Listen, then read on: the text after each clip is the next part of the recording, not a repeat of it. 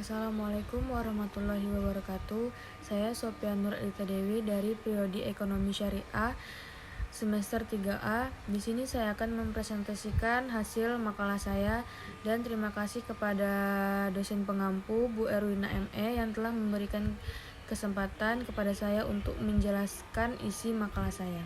Tarik keseimbangan umum antar pasar. 1. Keseimbangan parsial dan umum. Keseimbangan pasar parsial menganalisis harga dan output di satu pasar, bagian dari sistem harga. Perekonomian adalah jaringan terkait di mana perubahan satu pasar memengaruhi pasar lain. Analisis ini menyeimbangkan umum melibatkan sistem harga secara keseluruhan. Hubungan antar pasar awalnya. Perekonomian berada pada keseimbangan umum di semua pasar. Contohnya, kenaikan permintaan tekstil mempengaruhi harga dan produksi, memicu perubahan dalam pasar, input dan output lainnya. Upah naik, biaya produksi meningkat, dan penjualan produk turun. Efeknya bisa merambat ke sektor lain seperti pasar kapas, serat rayon, kancing baju, mesin jahit, dan benang jahit. Industri berusaha menyesuaikan dengan mengganti bahan dan mengubah kombinasi input untuk biaya terendah. Yang ketiga, model dua pasar dua industri dijelaskan hubungan antar pasar dan industri, serta dampak perubahan harga pada kondisi pasar dan distribusi pendapatan. Model keseimbangan umum dua industri dan dua input digunakan dengan kurva permintaan dan penawaran, menggambarkan perilaku pasar. Analisis ini mencakup penyesuaian jangka pendek dan jangka panjang, termasuk ekspansi produksi dan masuk atau keluar perusahaan dari industri tertentu. Masuk ke materi selanjutnya, ekonomi kesejahteraan dan mekanisme harga. Mekanisme harga pasar, persaingan dalam model dua pasar komoditi dan dua pasar faktor produksi menciptakan alokasi input yang efisien. Pada dasarnya, sistem ini memastikan produsen memproduksi pada biaya marginal yang sama dengan harga input, menghasilkan output dengan biaya terendah. Persaingan mendorong produsen untuk mencapai biaya produksi yang paling rendah dengan mengombinasikan faktor-faktor produksi. Konsumen yang bebas memilih dengan kepuasan maksimal menciptakan kurva permintaan barang yang berlereng menurun. Secara keseluruhan, mekanisme ini dianggap mencapai kesejahteraan optimal dalam kondisi Pareto. Dunia nyata dan harga keseimbangan. Dalam dunia nyata, pencapaian tingkat kesejahteraan optimal melalui mekanisme pasar seringkali tidak terwujud karena beberapa ketidaksempurnaan pasar. Monopoli di mana produsen berusaha untuk mendapatkan keuntungan maksimum dengan memproduksi pada tingkat output lebih rendah dan menjual dengan harga yang lebih tinggi, serta monopsoni di pasar input dapat mengakibatkan alokasi sumber daya yang tidak efisien. Selain itu, informasi yang tidak sempurna dan penyesuaian lambat terhadap perubahan pasar juga menyebabkan ketidaksempurnaan dalam respons sistem harga persaingan terhadap kemajuan teknologi, selera dan ketersediaan sumber daya.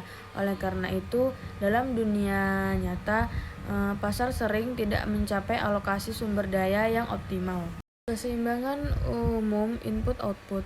Optimum Pareto atau efisien alokatif merujuk pada kondisi di mana tidak mungkin membuat keadaan seseorang menjadi lebih baik tanpa membuat keadaan orang lain menjadi lebih buruk.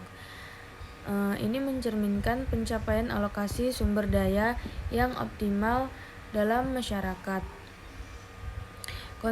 Konsep ini terkait dengan batas kemungkinan daya guna atau kesejahteraan yang dapat dicapai oleh masyarakat. Surplus konsumen adalah selisih antara nilai pasar suatu komoditi dan manfaat total yang diperoleh konsumen. Hal ini terjadi ketika konsumen membayar harga yang sama untuk setiap unit barang yang dibeli.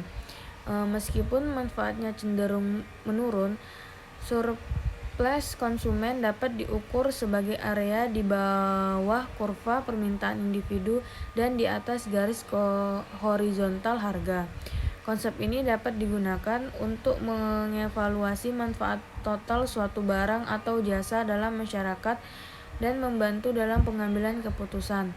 Misalnya, dalam membangun infrastruktur seperti jembatan.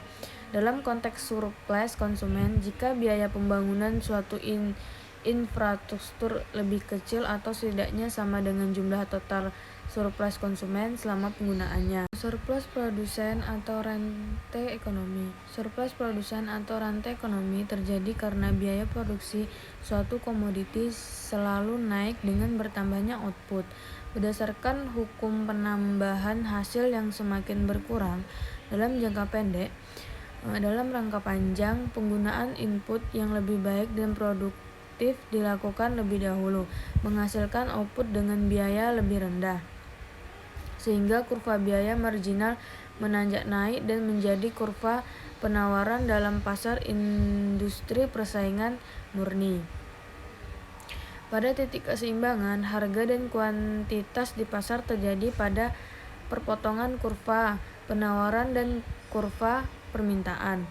Semua barang dijual dengan harga keseimbangan yang setara dengan biaya marginal, memungkinkan produsen untuk memperoleh keuntungan normal. Surplus ekonomi mencapai maksimum pada tingkat output dan harga keseimbangan, menunjukkan alokasi sumber daya yang optimal. Jika output diproduksi dan dijual di tingkat yang tidak seimbang, maka perekonomian tidak berada pada tingkat alokasi sumber daya yang optimal, dan masyarakat mengalami kerugian atau deadweight loss. Sekian presentasi yang bisa saya sampaikan. Kurang lebih saya mohon maaf. Saya akhiri. Wassalamualaikum warahmatullahi wabarakatuh.